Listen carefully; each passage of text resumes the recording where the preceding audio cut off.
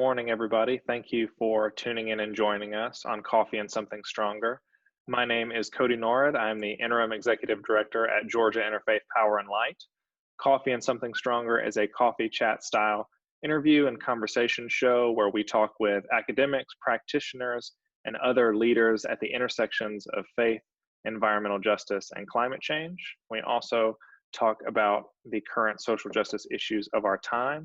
This morning, I'm very excited to have on with us Brandon Hatton, a friend of Gipple and also Senior Vice President of Wealth Management at the Hatton Group. Brandon, thanks for being with us this morning. Yeah, thank you. Thanks for having me. So I want to start by giving you the opportunity to say a little bit about yourself and tell us how you got into the work that you're doing now. So I advise families on investments, and I've been doing it for about 10 years. And it wasn't a natural course for me. My first career was I opened a school in Egypt. I taught in Beirut for a couple of years. I taught for a while, and I had this moment where I decided I wanted a career. You look back at it, it was kind of silly. Like, why did I want a career so badly? But I think this like vagabond life that I had, which was great in working in social justice, human rights, and honestly, I wanted to be able to afford some things in life, and it was difficult for me not to. So I transitioned to this, and then ironically, like 5 years later, I had so lost my way from my first half of my career, I had to transform what I'm doing now because it was no longer working for me. I got sucked into the system a bit much, into the financial investment money system too much, and lost my way. And now I'm working, every day towards maintaining that equilibrium. Yeah. Well, thank you for taking some time to be here. And to start, I think you have a reading for us. Oh, yes. And I picked one especially for today. Okay. So, Praise the Rain by Joy Harjo, Native American poet laureate. Praise the rain, the seagull dive, the curl of plant, the raven talk.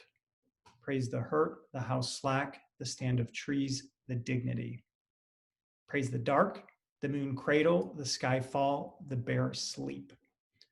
Praise the mist, the warrior name, the earth eclipse, the fired leap. Praise the backwards, upward sky, the baby cry, the spirit food. Praise the canoe, the fish rush, the hole for frog, the upside down. Praise the day, the cloud cup, the mind flat, forget it all. Praise the crazy, praise the sad, praise the path on which we're led, praise the roads on earth and water, praise the eater and the eaten, praise the beginnings, praise the end, praise a song, and praise the singer. Praise the rain, it brings more rain. Praise the rain, it brings more rain. I absolutely love that poem. And I've read it a couple of times in various spaces, and I wonder why it was important for you to read that and bring it here today. Every morning on a good morning, I have a coffee table full of poetry books, and I just see which one calls me. And I knew we were talking a bit about the environment today, and so perhaps that's why that one called me. And then I kind of just thumb through the book and see what page opens. I've never read any one of my books from front to cover. And so that one opened up, I read it, I liked it. I kept on reading others, but that one kept on coming back to that. I like it because I have other books, and some of them, like one of them is a book that I've been reading lately is Buddhist, and it constantly talks about praising the imperfection. And in her way, she does that too, accepting the imperfection. Yeah, it's a good refrain on a day in which it is quite rainy, and it will surely bring more rain today. Yeah, and it might be this way for a couple of days. Yep. So before we dive into some of the more practical issues on money and investments and all that, I wonder if you could talk a little bit about your own faith background and how you see kind of your own journey, whatever that may be, and how it intersects with some of the things we're going to be talking about today. So my faith journey, I was born and raised Catholic. My family was Maronite Catholic, which is not all that well known, out of Lebanon. And so we would have that as part of my upbringing, which is interesting because church was like much of the church was in Aramaic. So that was really cool. I didn't understand it, but it was neat. And then I went to grade school, Catholic grade school, and that was kind of like Old Testament Catholic, if that makes sense. And then I was incredibly fortunate enough to be educated at a Jesuit high school. And I say that's fortunate because I think very strongly of the educational system and the framework that they have. So that's a lot of my original framework. And Catholicism, and particularly the Jesuits and the current Pope, is around social justice. And so when I think of the environment, my framework has always been around social justice, and they're very much intertwined. I've only recently had a appreciation for nature. I grew up in the city, and it's kind of odd and embarrassing to say it, but I just haven't always loved being in the woods, and so I just didn't know the joy of that. And so most of my framework throughout my life has been through social justice. And then recently coming along to like getting into sailing in the water and enjoying being in the woods, it's deepening personally for that. And that's a very spiritual transformation, Yeah. Well, could you tell us a little bit about what your role is in the investing world currently, like what you do in your role, and then we'll kind of move from there. So on a day-to-day basis, we are, at its simplest point, we're managing and investing and advising on assets for our clients. So we have a relatively small, intentionally small book of clients that we advise on all of their assets, and in particular within their capital assets or assets that are invested in the markets. And so that's at its simplest term. Where we're branching out to and where I'm most excited about is building out a family coaching program where we're helping align our clients, first helping them identify what their family values are, their family vision. And underneath that is individual vision and values of each family member, and then helping them achieve whatever goal they believe is possible. And through all of that, oftentimes we see all of these different things we do in life, whether it's business or estate planning or tax planning or investments, as these separate little buckets, but aligning all of them to individual and shared values and vision. Okay. We've had a couple of conversations about the ways in which people invest and kind of the intersection between money and social responsibility. And I feel like oftentimes people talk about that or are most familiar with it when talking about impact investing or perhaps divestment. And I wonder if you could talk a little bit about those two things. And then I want to dive into kind of maybe your thoughts around conscious capitalism and kind of the differences between maybe some of those models. Yeah. So I think divestment at the very minimum, everyone should do, right? You should not invest in something that you don't believe in. So if you don't believe in consolidated oil and gas companies in the sense that you don't want to support them, then you should just divest of them. That's a really simple activity that is becoming increasingly easy to do. So that's divestment. But then beyond divestment, there's so much nuance.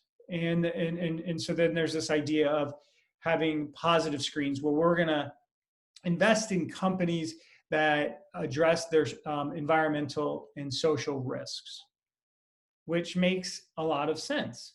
But it's not easy. So for instance, if you look at most of the mutual funds that have inclusive screens, they're investing in Google. They may be investing in Facebook. And they might. And other examples like Walmart. And I think Walmart's a really easy example to use. Is Walmart sustainable? Is it addressing its environmental and social risks? There's an argument for both sides. So it's very nuanced. And a lot of times, a lot of times you have to make sacrifices. just to stay within the markets and also meet your goals, whatever you need, a 4% return, 5% return, whatever it is. It's really tough to do. And then there's impact investing, which is where it's more impact forward, and you may not have a financial return. So I think I kind of wandered there. Let me bring that back. Into it's incredibly nuanced, and it's not clearly defined.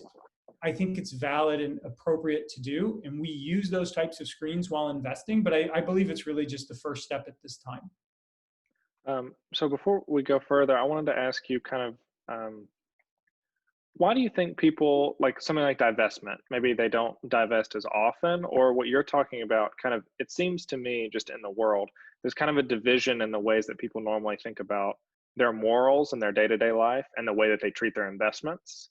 I don't know if everyone's paying attention to their investments and kind of aligning them with their morals and values the way that you were saying. And so I wondered if you could say a bit about like why you think that's not the case, and has it traditionally been complicated for people to do that? It traditionally has been complicated. There has been some barriers legally or around whether you can or cannot invest in that in some types of fiduciary accounts. I also believe that the investment community, much of it is very traditional, and there's been a lot of pushback from them. But I also I think the most, again, I'd have to go back to the most difficult thing is what are your morals and values, and can you encapsulate that? And so I'll take another example like ConocoPhillips, an oil company. And you could make the argument that they are best in breed, and many ESG, environmental, social, and governance, or sustainable investments will invest in ConocoPhillips because they're saying that they're doing the best and they're leading the way amongst others. And if anyone's going to help us through, some investors will say, well, if anyone would help us to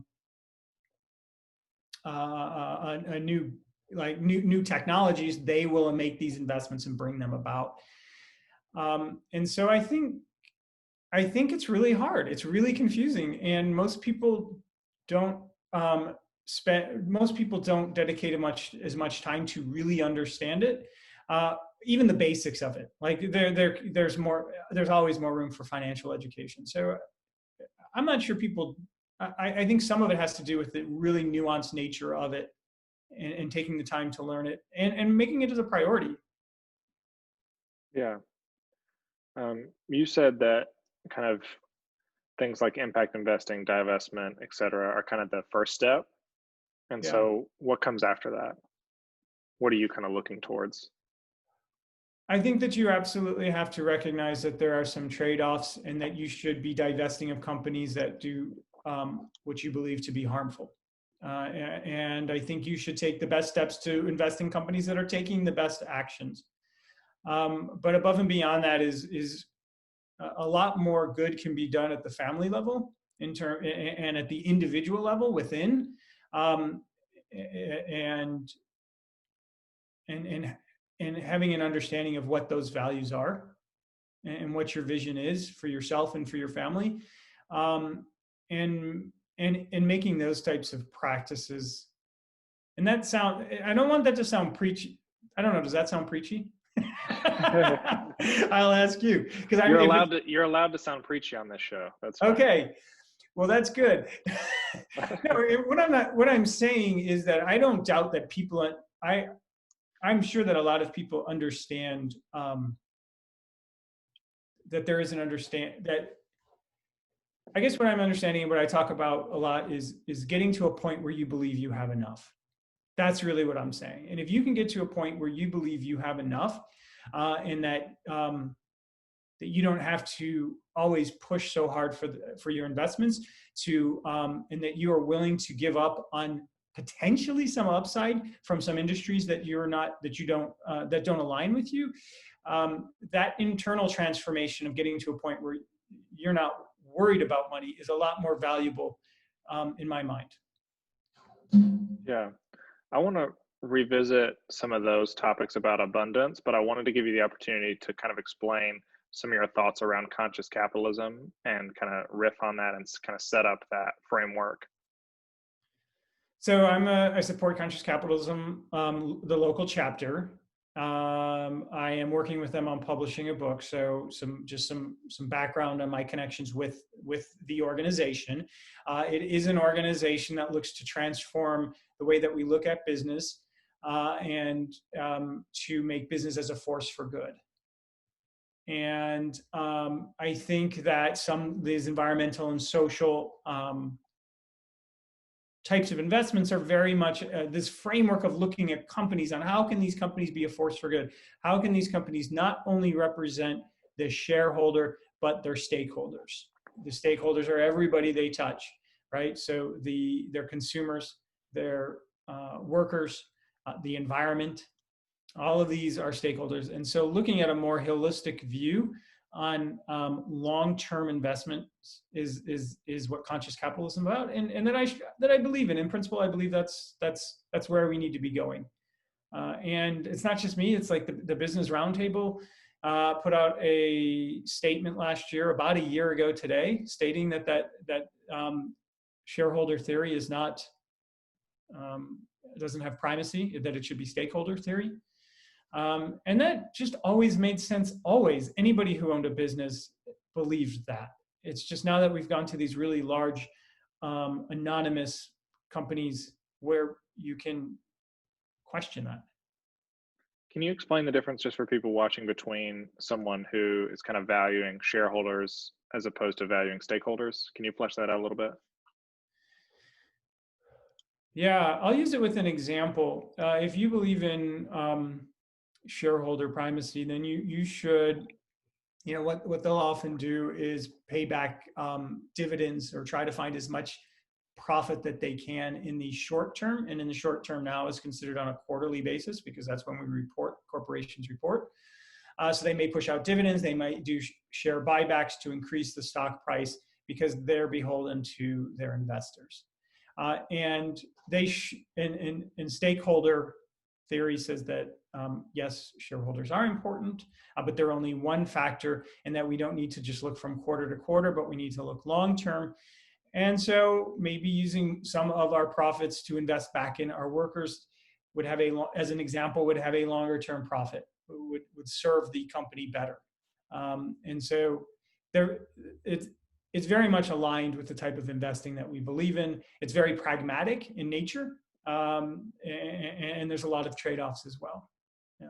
How do you push companies to move in that direction? So if I can, I'll try not to put you on the spot too much, but one of our issues that we work on a lot here, if I was going to put an example to tennis back to you, would be kind of the ways in which Georgia Power Southern Company has invested in Plant Vogtle, where the majority of those costs have been pushed on to kind of stakeholders and ratepayers so that the shareholders are kind of profiting all the time. How do you push a company like that to bear some of the risk so that the communities in which they serve don't, so that stakeholders don't bear all that risk?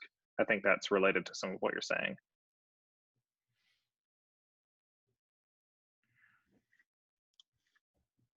And that's obviously not a simple question.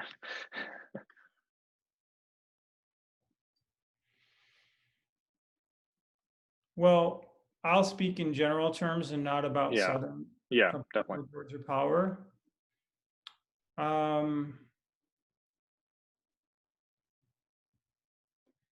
I think the underlying question that we should be asking is, do public utilities, should they be private?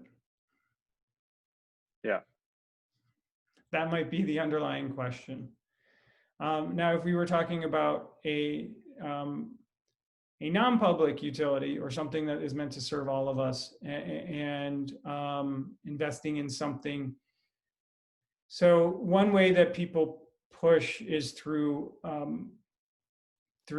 proxy voting. Proxy voting is like the annoying thing. If you own one share of any stock, you get it in the mail, unless you've gone to, hopefully you've gone to like only electronic, but you get the little mail thing and you're supposed to check something. And that's under threat lately, but it is still active. And it is a way of, so what's ironic is it is a shareholder approach to change shareholder primacy. It's a way of individual shareholders to vote to say that, hey, our interests are not always the only interest. You've seen shareholder or proxy voting on gender diversity, on boards, on environmental initiatives, on social initiatives, all of that. That's probably the biggest tool. Yeah.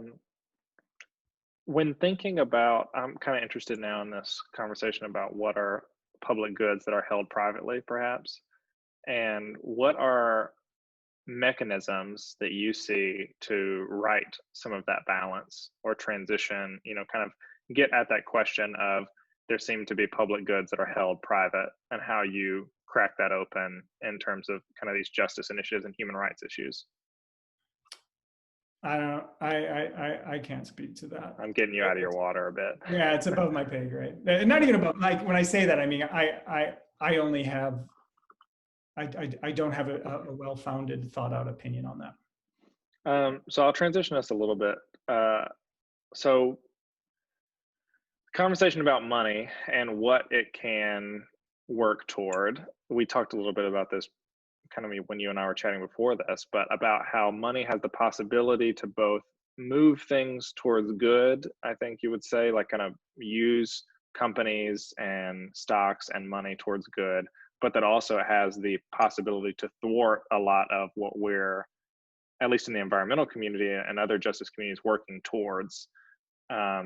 And kind of looking at how money has the ability to influence elections and lawmaking at a bunch of different levels, or the ways in which corporations can choose money over environmental regulations or perhaps the stakeholders that they serve. And I wonder if you could kind of talk about the way in which that exists now and other ways to do that.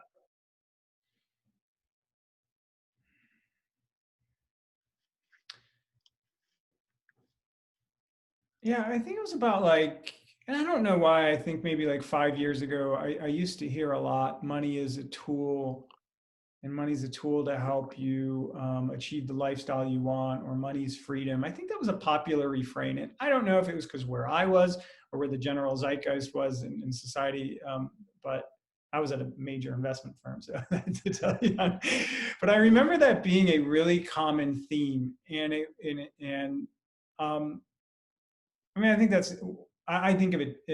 I think of it a bit differently. So when I say money is a tool, and I do say that, I believe everything is a opportunity to. Here, the long story I say is that it's money is a tool to help you become more loving. But that doesn't mean anything to many people. So then I say, okay, money's not a tool to become more loving. Money's a tool to have more purpose. And then that still doesn't mean anything. I know people spend their whole life going, what's purpose mean? And what's my purpose? And so then I say, well, money's really just a tool to help you become your most authentic self. I use the quote of Thomas Merton when I talk about purpose: is the tree gives glory to God by being a tree.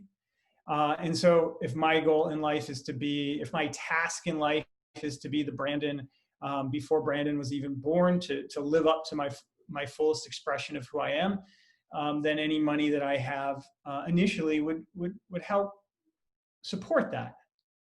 And then what I would hope in my experience for me is that I get to a point where I say, well, gosh, this is happening. It's not there. I'm approximating this fullest expression of myself, but I feel safe and secure enough. I'd like other people to kind of have that. And normally what that happens is the people around you, if you have a family or your closest friends or confidants. And then I think if once that starts to occur, I think what naturally occurs and what I would like to continue to see occur with me is say, well, this money isn't even really mine, and I don't know to what extent there's really me as much as I'm part of something bigger than myself. And so this tool, yeah, it's to help me fulfill the fullest expression of myself, but to other people. And then if you have that base belief, and it's aspirational, but if you have that, well, then that goes a long way on how you see money and consumption, and how you see investing, right? It's and how you see what you're going to do with your money when you die, and what you're going to do with it while, as I mentioned before, as you're living. Yeah, how do you get people to, I mean, that's a really different way of thinking about money than I think most people think about money. And how do you get people, either in your practice or how should, people who are family units or in congregations kind of talk about to think about money in that way, that you use your money and perhaps your wealth to create change and good. It's not yours, it's God, and to affect change in the world. How do you get people to that point?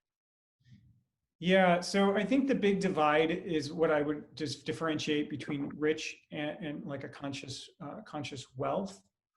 So rich is when you have money and you might be at a cocktail party complaining about how much taxes you have. I joke like, oh God, I paid so much taxes last year.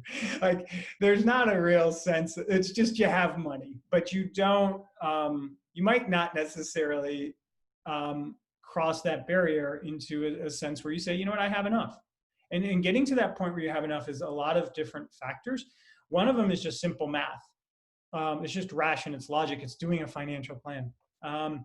But that alone won't work, right? Because you could have $10 or $10 million and not think that you have enough. And so that's really, a lot of that is internal work, and is looking at one thing that I talk about is like money memory. Like, what are your beliefs around money? And most likely your beliefs around money are like everything else that you believe in, right? So I know at many times I've encountered times where I think, well, I might not be worthy of the finer things in life. And so if I believe that I'm not worthy of the finer things in life, I might not spend money on that type of stuff. I may hoard money and be very protective around it. So a lot of it's like internal work and investigating your beliefs around money simultaneously while looking at the numbers, the facts. And once you cross over, and that's the big chasm that you got to cross over, that idea from I'm not enough, I don't have enough, I'm not worthy of things, to, you know what, I'm safe. And I think I don't know how to answer that question, but that's something I'm always working on and talking about. Yeah, it seems like, this theory of abundance is really important for the ways in which you talk about money, and like hope that people get to that place.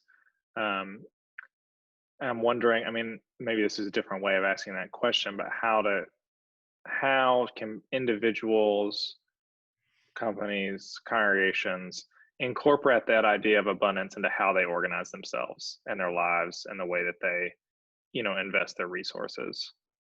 What does that look like? Yeah. I guess it's twofold. I think the one side is really spending time in determining what is important to you. And as I alluded to before, I spoke of before, like having an understanding of your vision and values.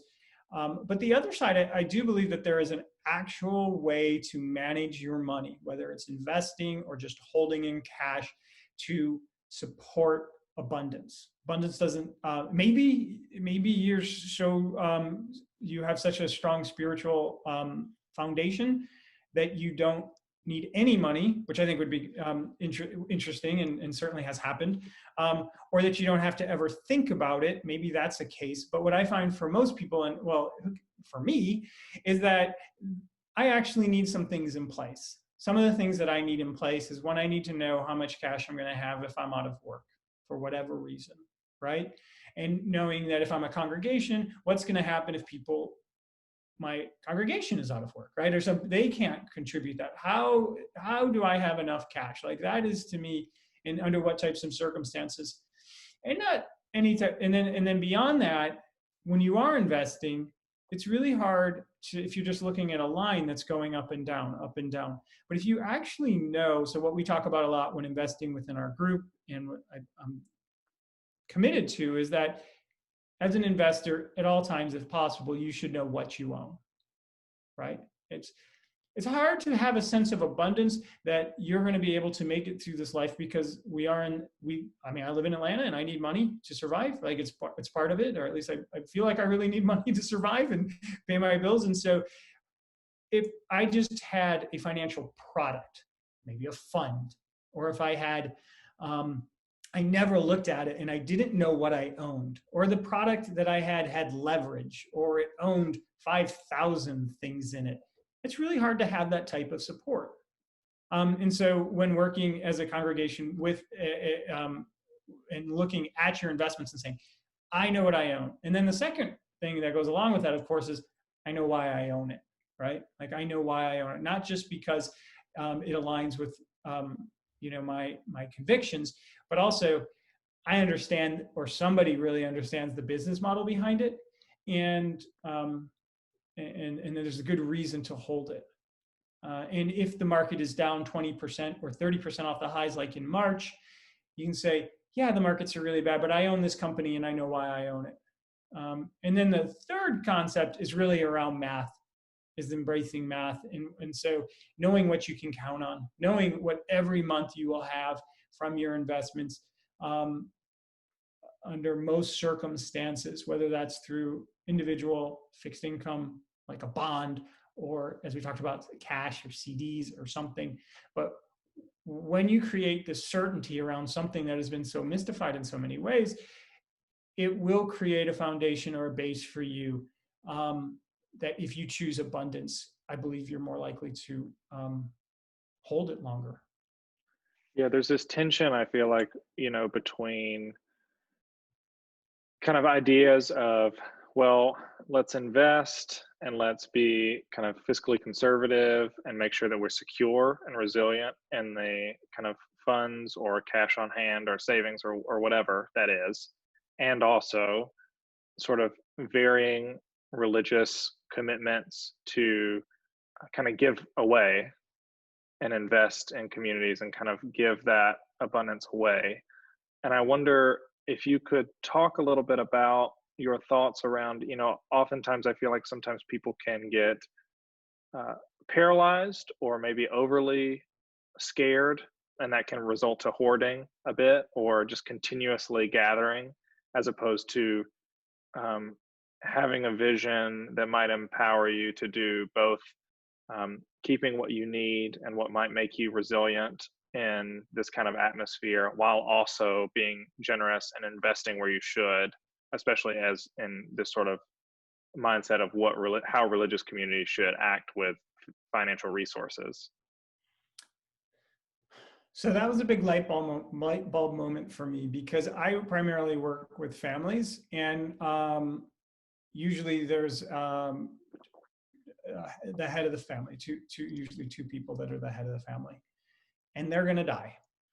and so they've got a set amount of time that their resources are for. And churches hopefully don't die, right? Like in the current structure that they're in, hopefully they continue to continue. And I think I'm curious about that, because when I talked about those three levels of these ideas of where you feel that you're enough, you're supporting your family, and then you no longer see that it's even your money. At that highest level, I think you want to die broke, right? Like I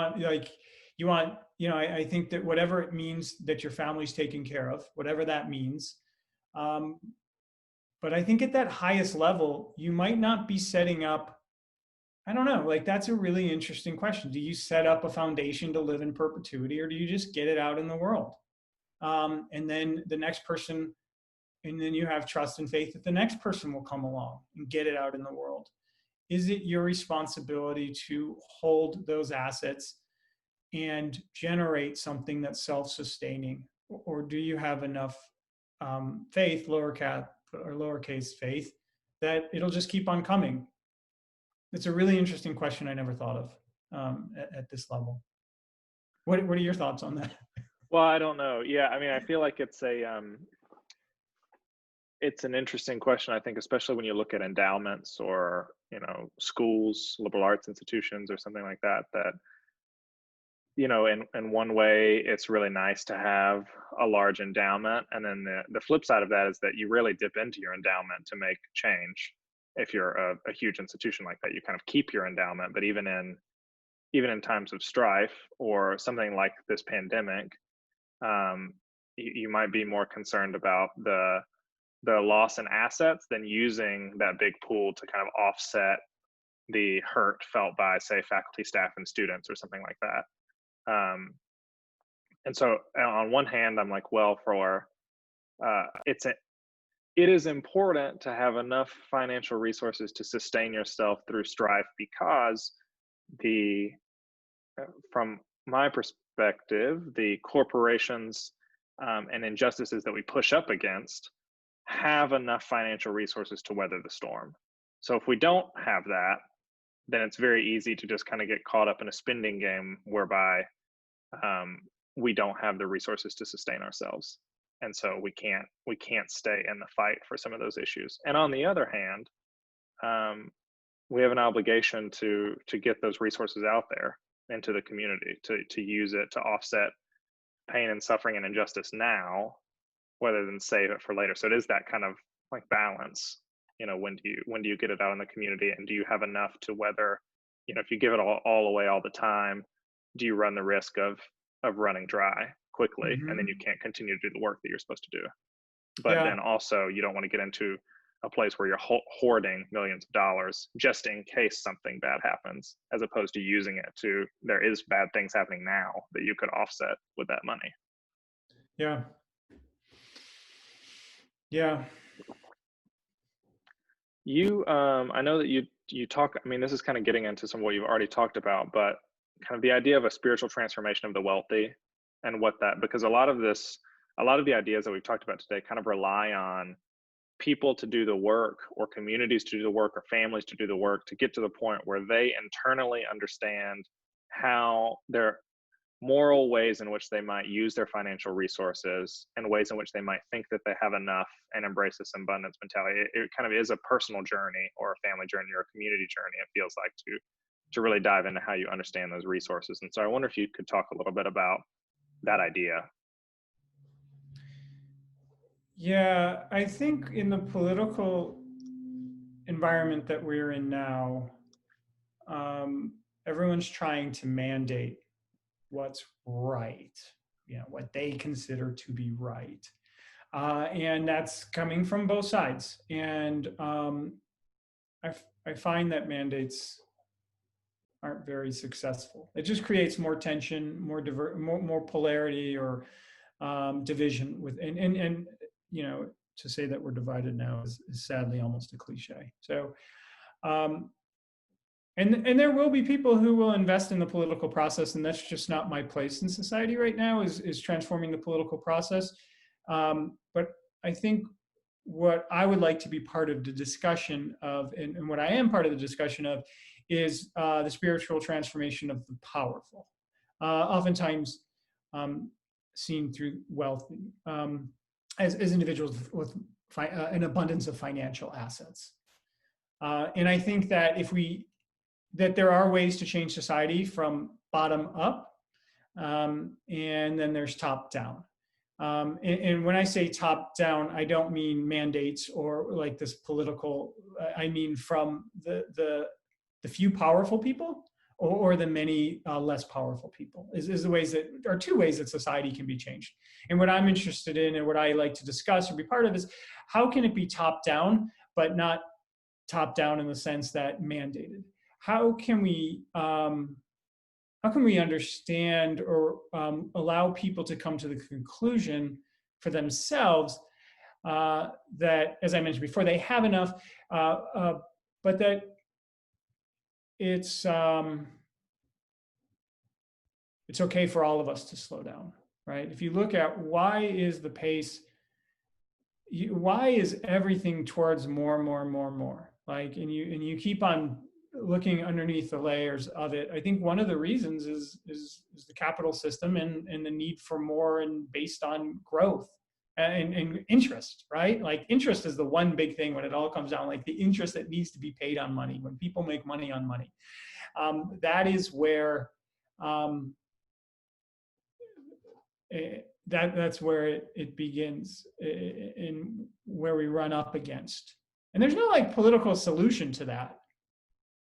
I mean, the simple solution, the solution that I look to a lot, is some of the most powerful people in the world saying, I have enough.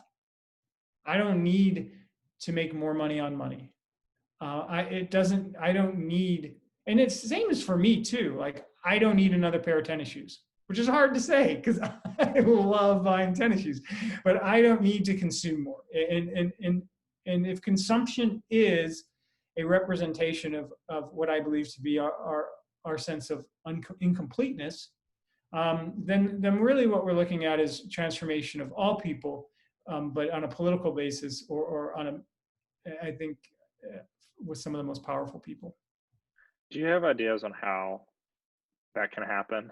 What's the kind of some of the practical options for instilling that kind of mindset? Making generous, kind, and loving cool. Is like, I think people are doing it now. I think there are a lot of I think there are individuals out there leading the way with tremendous amount of financial assets, and they're generous, kind, and loving, and in their own ways, they're making it cool. They're making it something desirable, and I think that's a mindset shift, and it's a level of consciousness that needs to continue to open.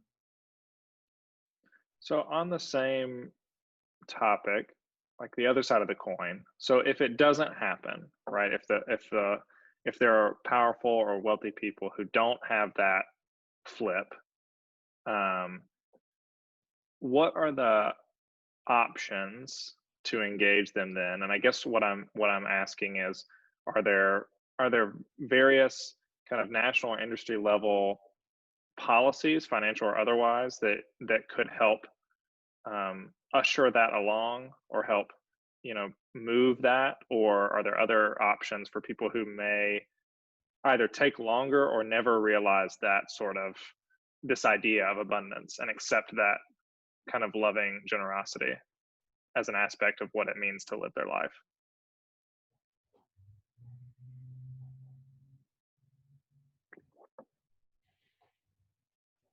I might have to pass on that one too. Yeah. Yeah, and when I'm passing, it's not because I have some answer that I can't say. I don't know. I don't know the answer to that. I mean, I'm sure there's a bundle of them, right? Like, but Right. I don't know if those work. Um, I mean, I guess the other half of that question, or the sub yeah, point beneath it, is there are a lot of people who don't have any sort of abundance, or who I think a sense of would, abundance. Yeah, right. Well, yeah. no, or just don't, who aren't wealthy, and not even aren't wealthy, don't have enough to live. Don't. And Yeah, yeah. so kind of in this system where, you know, there's an argument that could be made that then they're forced to kind of just wait on the hopeful epiphany of rich people to decide, like, oh, now I'm ready to, like, I give see what away. you're Like, saying. what are their levers to make the system more just from the bottom? Well, I Right. mean, yeah, and so I think they're already exercising those levers, and definitely those levers exist. But we're seeing it right now. I mean, we're seeing people in the streets. We're seeing a tremendous amount of individuals voicing their dissatisfaction Yeah. with it. Yeah, and I think those are important. I guess I just have a limit to how much, like, where I fit in all of this. But there are Right. people doing great work throughout, just in our hometown in Atlanta, working with them and providing them with skills to build their own businesses and to become less reliant on corporations, to have the education that they need. I personally like to support. I mean, right now, my financial or my philanthropic contributions are really going to food and healthcare. Like, I just like the basics, so that people can be involved in lifting themselves up, because it's so tough out there right now. Yeah. Well, thank you for coming on and diving into, like, a really intense and complicated topic. Yeah, So I know. I'm hot. Like, I'm sweating yeah, over here. I'm No sorry if I put you on the spot, but I worries. appreciate you, diving into some of these topics, because we don't often get to really dig into kind of some of the systems on this, and then also thinking about the theories of how people should just change the way that they think about money generally, right? So there's the systems, there's all sorts of conversations we can have about systems, but then the, like, how you think about money, what does it do, what is it for, how much do you need? How do you let it loose into communities? I So I think really that's the biggest appreciate that. question is how much do you need? Yeah. The earliest you can get to that, the better. And as a caveat to that, that doesn't mean the fastest you can get to the most amount of money. Like Right. the quickest you can get to to live more off of less and the lower I could get that number, the better for To myself. live more off of less. Yeah, I like that. I mean, it really, I feel like there's a need to, as individuals, communities, families, to like hold each other accountable too about what that is, like what that number is that you need Yeah. to, live well, without hoarding and giving into greed for the sake of, or not for the sake of, but uh, greed necessarily begets injustice at some level. And so how we can kind of push against that. So I appreciate you trying to tease some of that out with me this morning. Yeah. Yeah. I think COVID's teaching us this too. COVID's a great opportunity to figure out what you really need. Yeah. Well, I'll end by asking you the question that we've closed with everybody, which is, what are you missing the most in this COVID-19 world? And what gives you hope to keep doing the work that you're doing these days? Look at me with the segue. All right.